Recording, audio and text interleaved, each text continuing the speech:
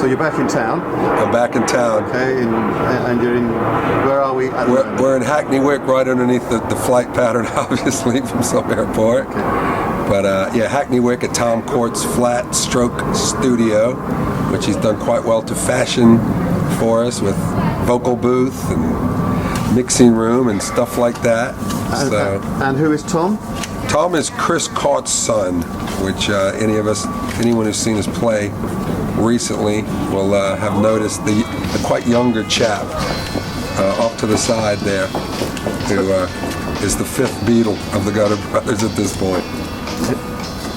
Is Tom sort of an official member of the band? I think so. This is the first time he's actually recorded with us, so I think that now makes him official. Yeah, we'll have to add him on the website as a member, I think, at this point, officially.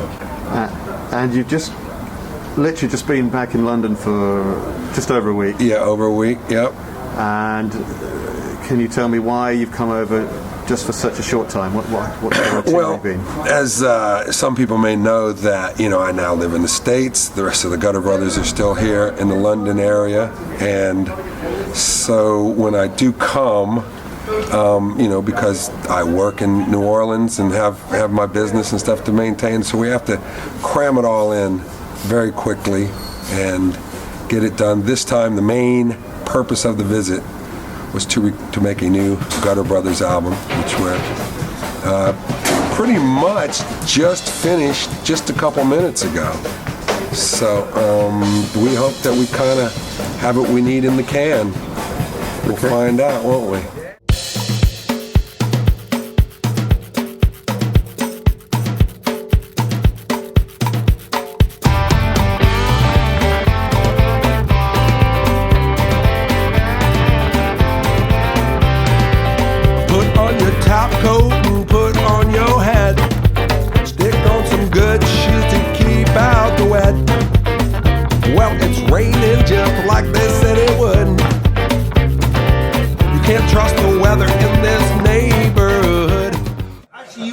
Get a bit Frank Sinatra and hold it back if they do that.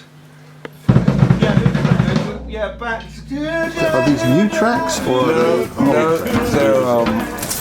They're kind of new to us. One of the joy with them, I guess, is that they were written a long time ago, and we all had some knowledge of them. We didn't try to grab them out of fresh air like El Crusher. We just got together and just had nothing but a blank piece of paper and a blank piece of tape and just started kicking around ideas.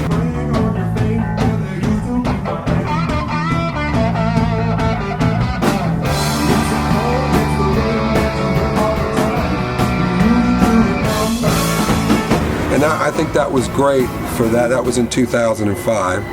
And that was almost to prove that, we still had something to say, because we certainly enjoy playing all the old tunes, and me personally, the fact that I get to express Dennis Johnson lyrics yet again, I think that he was one of the best lyricists, certainly the best lyricist I've ever known, and one of the best lyricists I've ever heard, and so I just get a thrill singing that, and so I guess this record, the idea was, we obviously have what I consider our classic recording of Isometric Boogie, and then we were just working extremely hard at that time and gigging around, and there was a whole pile of songs that we wrote that were almost an extension of Isometric Boogie. Dennis was still in the band; he was still playing the T-chest bass. And there was sort of a transition there when Dennis really decided he didn't want to get in the van anymore and trudge up and down the country.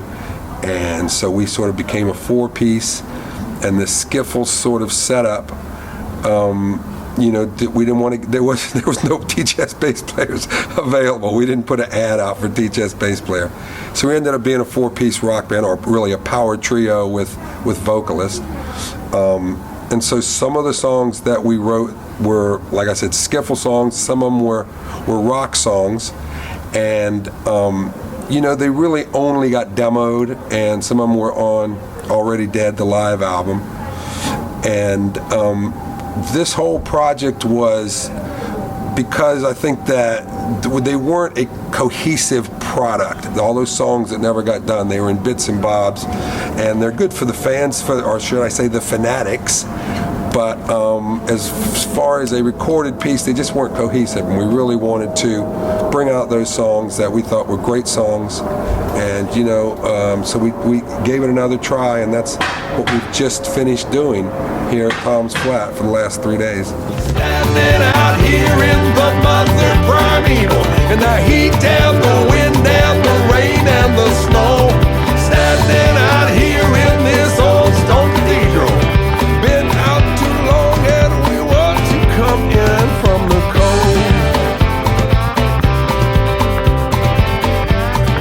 cold. Mother Primeval, that kind of relates to busking and some of the strange places that we found ourselves, and it was quite often cold, and it was quite often getting dark on us, and starting to sprinkle with rain or something like that, and we ended up recording in old stone cathedrals and stuff like that, and the refrain that comes to mind on that one the most is just trying to grow up before we get old, and we were younger then, and we're certainly older now, and we're still trying to grow up a little bit. We're still trying to come to grips with what we're doing musically with each other. In this old stone cathedral, been out too long and we want to come in from the cold.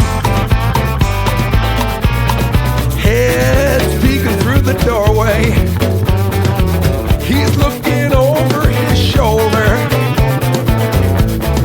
Temperature's falling, it's 10 degrees colder.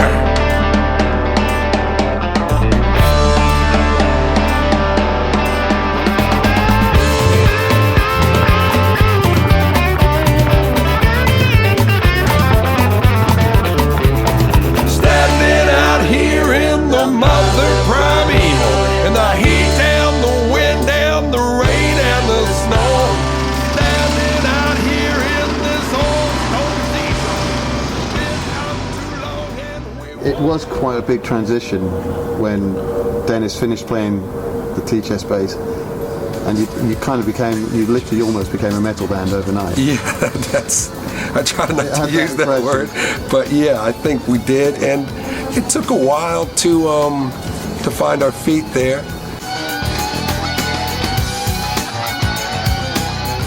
But then we went on tour in '92 with the Dr. Feelgood, with Dr. Feelgood, which still had Lee Brillo in it, so it was still almost the same band, and that really gave us an opportunity to get back to the rootsiness that we had with the skiffle band and use the rock format.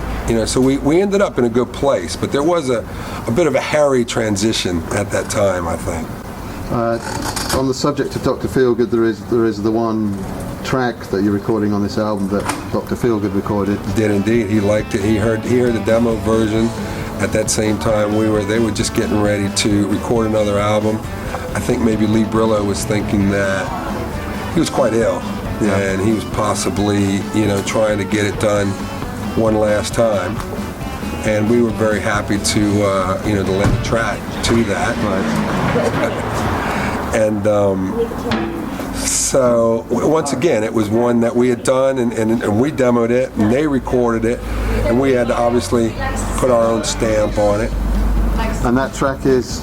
Lying About the Blues. Dennis actually wrote it entitled A Robert Johnson Photograph, which is a mysterious thing, because apparently there's only one ever, and that's the one that was put on the Robert Johnson album that people have, the complete recordings. Right.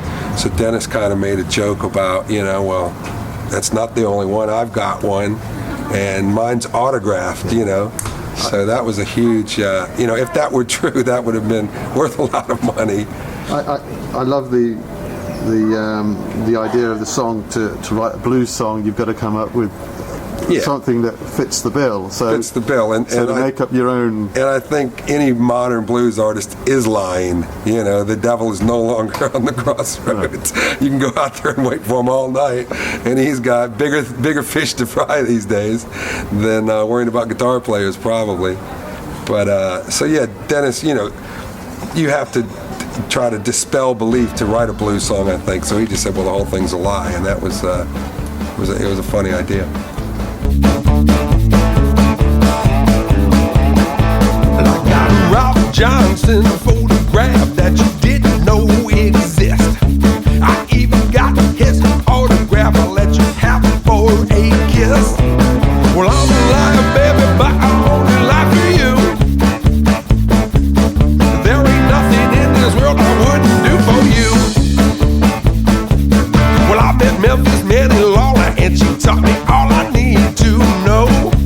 She taught me how to sing the blues when that lonesome whistle blow.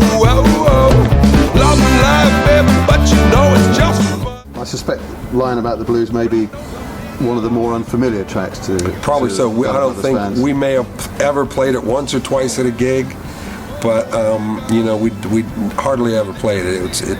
People that know it would probably know it more from Dr. Feelgood than from us. Put away that gun. Now, I've been to see you a little bit this week. So many of these tracks just keep playing around in my mind. Scared of Boys. Going back to what we were talking about, that transitional period, Scared of Boys was definitely played with Dennis and was a skiffle song. And, you know, I think that was one of the ones that gave us confidence that we could still be groovy. You know, we were very rootsy. We played with a lot of feeling. And, you know, you can't just take that out and expect the band to still be good. And like I said, it took us maybe, I don't know, maybe 6 months to, I think, get the rock band together. Scared of Boys was one of the ones that brought us through. It's a great melody. It's a great vibe. So we tried to stay true to it. Hopefully we still are being true to it. There's no need to be so frightened. There's no need to be so scared. No need to fear the darkness when there ain't nobody there. It's not easy being with you when you're scared to death of me.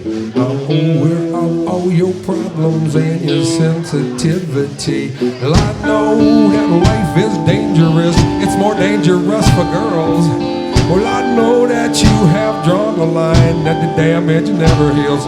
All the demons of your childhood gone the same way as your toys.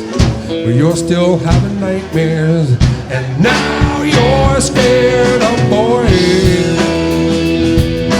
Scared of Boys has become a bit of anthem for us. You know, people have always loved it. Great groove on it. I know that you have drawn a line and tired of being used, but it's me now being penalized. It's me that's now abused. Well, I know you must. I think one of the